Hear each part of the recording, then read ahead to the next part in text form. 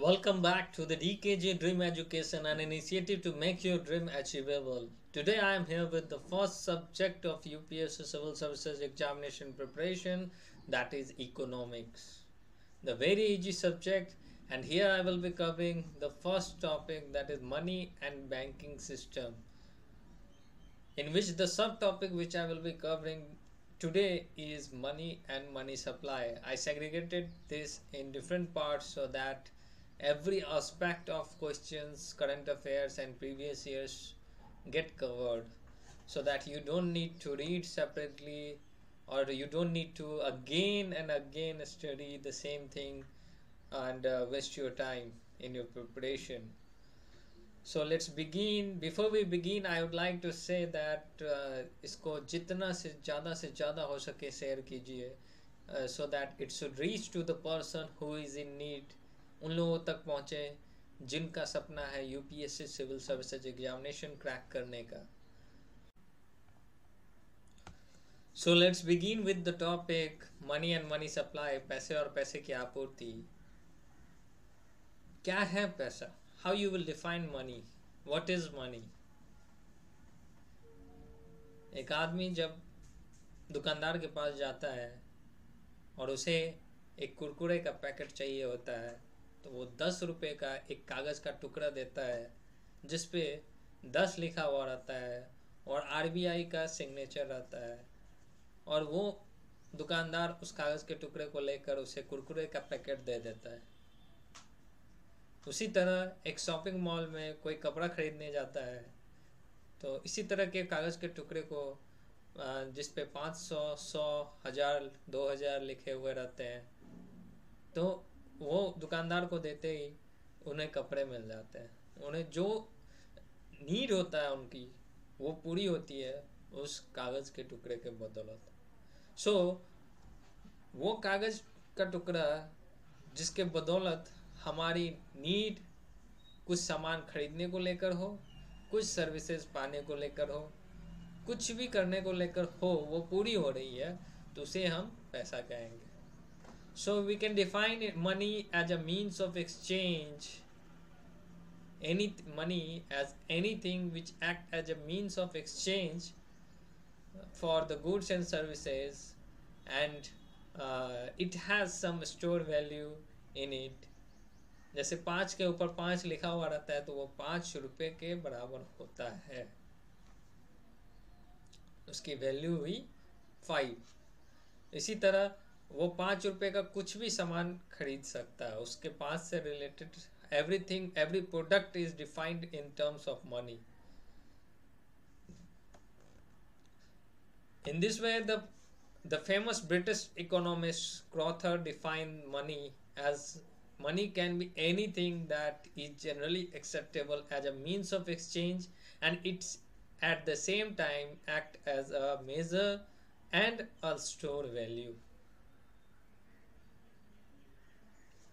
वही जो हम आपको समझाया, जो जैसे किसी को 5 रुपये का पेन चाहिए तो वो जाता है, एक क्वाइन पे 5 रुपया लिखा हुआ रहता है, आरबीआई का सिग्नेचर रहता है, और दुकानदार को देते ही दुकानदार 5 रुपये का पेन उसे दे देता है. सो हम लोग पैसे यूज़ करते हैं, हमेशा से यूज़ करते आ रहे हैं, कभी कागज़ के टुकड़े के फॉर्म में तो कभी क्वाइन के फॉर्म में. अब वो कागज़ के टुकड़े के जगह पे, वो कॉइन के जगह पे अगर कोई सामान और वस्तु यूज किया जाए, जैसे 2 पर्सन है, एक पर्सन के पास, सपोज कर लीजिए राम और श्याम 2 पर्सन है, एक पर्सन के पास 1 केजी एप्पल है, दूसरे पर्सन के पास 1 केजी ऑरेंज है. अब एक पर्सन राम के पास एप्पल है, ऑरेंज है श्याम के पास. अगर एप्पल श्याम को चाहिए और राम को ऑरेंज चाहिए, वो दोनों एक दूसरे को देकर अपना नीड सेटिस्फाई करते हैं, अपने नीड को पूरा करते हैं. तो that is also a means of exchange, and that is also called money. But this system of exchange, the means of exchange, is known as barter exchange. Barter exchange यही हम आगे देखने वाले हैं. How the evolution of money took place, how how the things modified by years after years, and from barter system to going to the cashless system. Today we will be saying that. But in barter system started way back in 6000 BC, and barter systems was introduced by Mesopotamia tribes. But this system was having a consequences that it is a double coincidence of want. अब राम के पास Apple है, श्याम के पास orange है, लेकिन राम को चाहिए बनाना, तो क्या वो ले पाएगा? एक्सचेंज कर पाएंगे? नहीं कर पाएंगे. अब एक्सचेंज कब कर पाएंगे? जब श्याम को भी एप्पल चाहिए, राम को भी ऑरेंज चाहिए, और दोनों के पास वो दो चीज़ अवेलेबल है, तभी एक्सचेंज होगा. तो इस तरह से वो अपने नीड को पूरा करने में बहुत ही मुश्किल दौर से गुजरना पड़ जाता है. बहुत उन्हें ऐसे लोगों को सर्च करना पड़ जाएगा. जैसे एक गांव है, गांव में पूरे गांव सर्च करना पड़ जाएगा, and it will cost more than what we want to satisfy our need. तो इस तरह ये सिस्टम को मॉडिफाई करते हुए हम लोग दूसरे सिस्टम पे गए, and that was metallic standards, जहाँ पे मेटल्स यूज किए जा रहे थे. Gold, silver, and gold and silver were we used as a means of exchange. It was had written some value on it, and it was having a value which was intrinsic. Means वैसे चीज़ों को, वैसे metals को use किया जा रहा था. जैसे गोल्ड हुआ, गोल्ड के वेट के अनुसार जितना उसका वेट है, जितना उसकी वैल्यू है, वो उस पर लिख दिया जाता था, और उस हिसाब से हम लोग गोल्ड कॉइन्स और सिल्वर कॉइन्स यूज करके धीरे धीरे बढ़ने लगे. गोल्ड कॉइन और सिल्वर कॉइन के बाद हमारा नेक्स्ट मॉडिफिकेशन हुआ हमारे कंट्री में, that was paper currency. Paper currency का जो फेस वैल्यू है is not equal to the intrinsic value, and it is unlimited legal tender issued by central bank और RBI. मीन्स इसका जो वैल्यू है is independent from the gold or silver or any other commodities.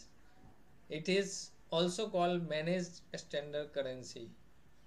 Means if RBI issue 10 rupees note, written on it 10, that means the paper has no value, but the written and signature of RBI, written 10 and signature of RBI has the value, and its face value is used for purchasing any commodities or exchanging anything or any goods you wanted or someone needs. Then अब ये paper currency भी जेब में, अब अगर 1,00,000-2,00,000 है, तो इसको एक जगह से दूसरी जगह ट्रांसफ़र करने के लिए और ले जाने के लिए दिक्कत होने लगा. Then there comes a modified system of money, that was plastic money, such as debit card, credit card, forex card, smart card, and store card, etc., in which the card has inside value in it. जितना भी आपके account में 1,000, 2,000, 5,000 रहेंगे, उस card के द्वारा कहीं भी दुनिया में कोई भी कोने में आप निकाल सकते हो. So that card becomes very easy for transferring from one place to another place, और जेब के लिए भी वो एक कार्ड हल्का रहेगा। जहाँ मन है वहाँ आप निकाल सकते हो cash, through the ATM, through the bank. Plastic money के बाद अब जो नया करेंसी आया है वो है digital currency. So what is digital currency? Digital currency is a currency in which encryption techniques are used, and it is regulated through encryption. The units of the currency is generated. It is independent of RBI or central bank, so it is not accepted in our country. But but we are into the modification. We are into the modification of it, and soon is not the day where everything will be through internet. So you must have listened about the cryptocurrency or Bitcoin, which which is a currency, encrypted currency, and used in the many of countries, not in India. During the last few years, government of India also took some initiatives to go cashless using internet, and that was in that the program was organized like Jan Dhan accounts, Aadhaar enabled payment system, e-wallet, national finance. After evolution of money, we will see the functions of money. The primary functions of money is it act as a means of exchange. It act as a measure of value. Means of exchange, अगर आपको कुरकुरे चाहिए तो आप 20 रुपए के कुरकुरे चाहिए तो आप 20 रुपया दुकानदार को दोगे, कुरकुरे आपको दे देगा। कुरकुरे की वैल्यू भी डिफाइन कहाँ से हुई? इन टर्म्स ऑफ मनी। कुरकुरे का जो कंपनी है उसको मनी के टर्म्स में डिफाइन करके उसकी वैल्यू बता रहा है। And it so the measurement, it act as a measurement of the value of product, and it acts as a means of exchange. Yeah. So that is primary functions of money. What are the secondary functions of money? It act as a store of value. Storing wealth was much difficult in barter system, but it is very easy because of non-perishability of money. It is very easy to store for a long time. It acts as a standard deferred payments, means borrowing and lending capacity of money, or borrowing and lending it become easy, and because money, because of invention of money. Now the third function of in secondary is it act as a means of transfer of purchasing power. मतलब purchasing power एक person से दूसरे person को transfer किया जा सकता है easy way में। जैसे कि आपने दुकानदार से 20 रुपये का सामान कुछ लिया, दुकानदार को अब ज़रूरत है किसी और चीज़ की, वो भी 20 रुपये का कुछ और ले सकता है।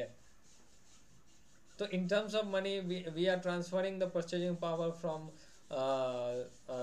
myself to shopkeeper, and shopkeeper to some other persons or other shopkeeper. In this way it is easy to transfer purchasing power from one person to another person. Contingent functions, we will see the third functions, that is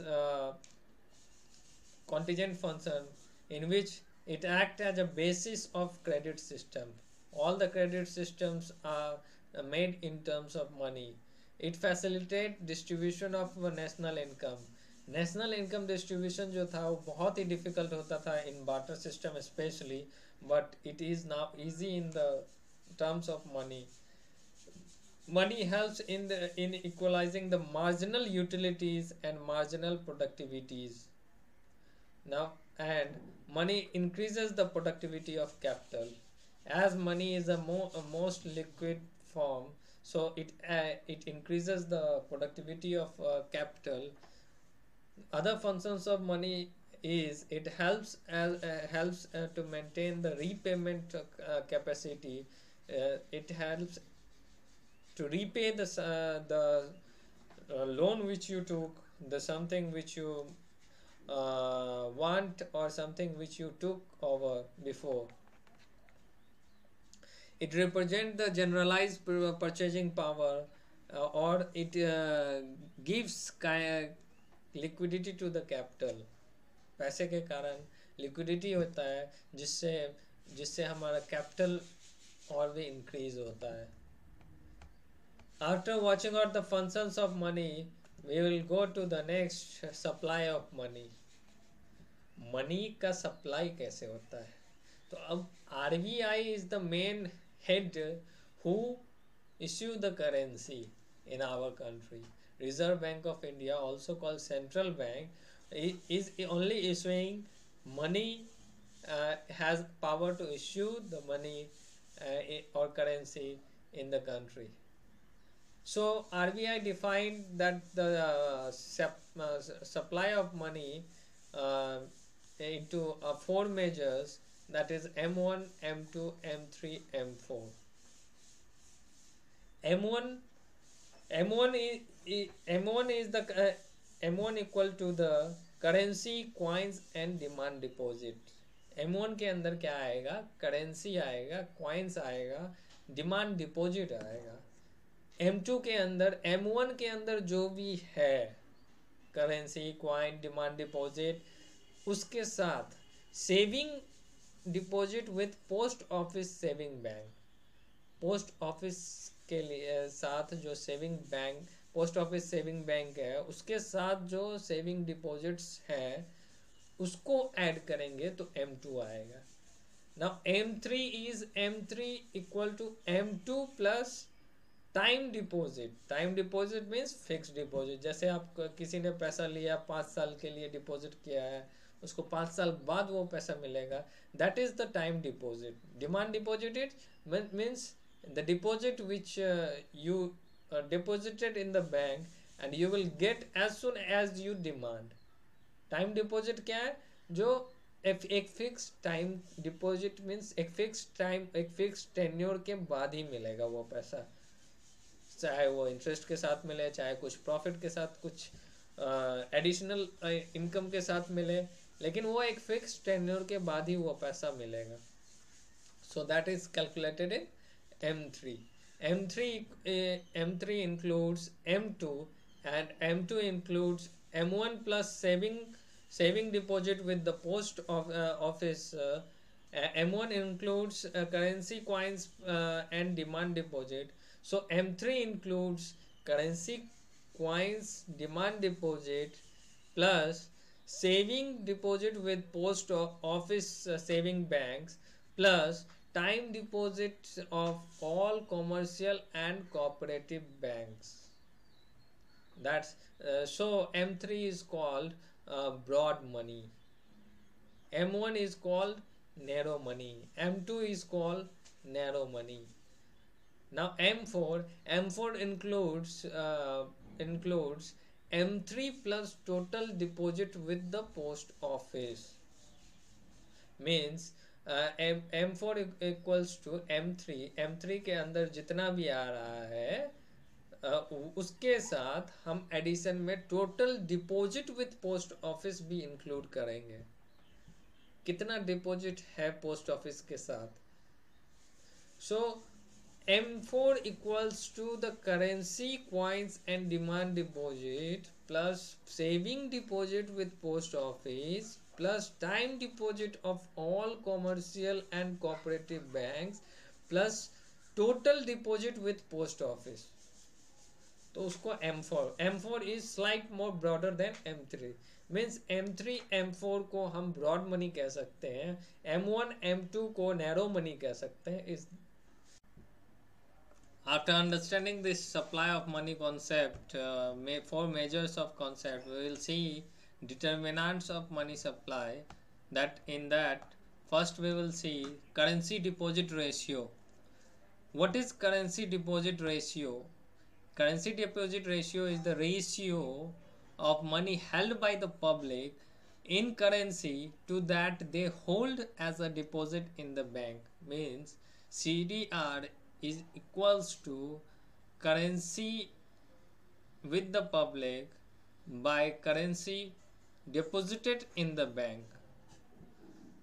Now next one is reserve deposit ratio. In reserve deposit ratio, we come up with the two things, that is vault cash in bank and deposit of commercial bank with RBI. Cash reserve ratio, it is the percentage of deposit the bank must keep with RBI. It is decided by the RBI that some percentage of money deposit should be kept reserved in RBI, and before it was 3.35 percentage, and now it is 4 percentage, restored back to the 4 percentage in two days before, I think. Next, it is saturated liquidity ratio. It is the fraction of total demand and time deposit of commercial bank in form of a specified liquidity asset. In the form of a specified liquidity asset. Means liquid asset means golds and security deposits, or in the form of liquid. It should be in the form of cash, in the form of gold, in the form of securities.